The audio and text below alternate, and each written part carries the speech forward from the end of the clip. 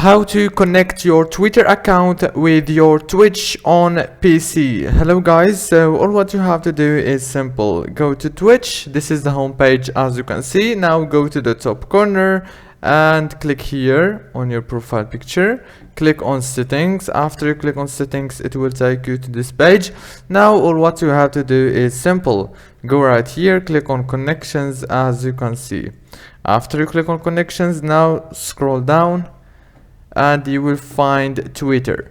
Click here on connect and you will be able to connect your Twitter from here. As you can see, just click authorize app and it's connected successfully.